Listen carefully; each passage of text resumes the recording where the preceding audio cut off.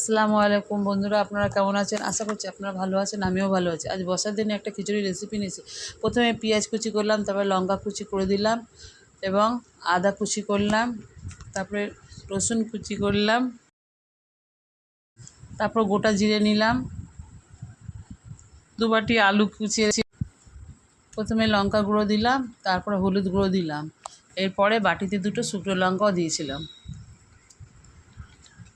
তারপরে মুসুর ডাল ধুয়ে দিলাম এবং মুগ ডালটা ভেজে ধুয়ে রেখেছিলাম। তারপরে অড়হর ডাল দিলাম, এরপরে আমি বিউলির ডাল দিয়েছিলাম, তারপরে ছোলার ডাল দিলাম সিদ্ধ করে এবং তুলসীভোগ চালটা। তারপরে 4 রকম ডাল নিয়েছিলাম, মিক্স করে ঢেলে দিলাম চালের মধ্যে।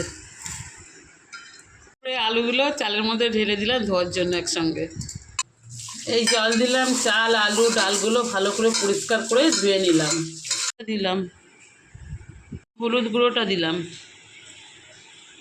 আদা কাটাটা দিলাম, কুচি করা রসুন দিলাম, কাঁচা লঙ্কা চিড়ে দিলাম, 3টে শুকনো লঙ্কা দিলাম, গোটা জিরেটা আমি দিয়ে দিলাম, ঢেলে দিলাম 2 চামচ তেল। স্বাদ অনুযায়ী আমি নুনটা ঢেলে দিলাম। আমি সব মশলা দিয়ে চালটা ভালো করে ম্যারিনেট করলাম। ডালের মাপ অনুযায়ী আমি জলটা ঢেলে দিলাম, পরে আমি গোলমরিচটা ঢেলে দিলাম। ওখান থেকে নামানোর পর আমি ঘি দিয়ে দিলাম 1 চামচ। প্লেটে খিচুড়িটা বার করলাম, শসার স্যালাড ও পাঁপড় ছিল। আমার এই ভিডিওটি ভালো লাগলে লাইক কমেন্ট শেয়ার করবেন, আমার পেজটিকে ফলো করতে ভুলবেন না।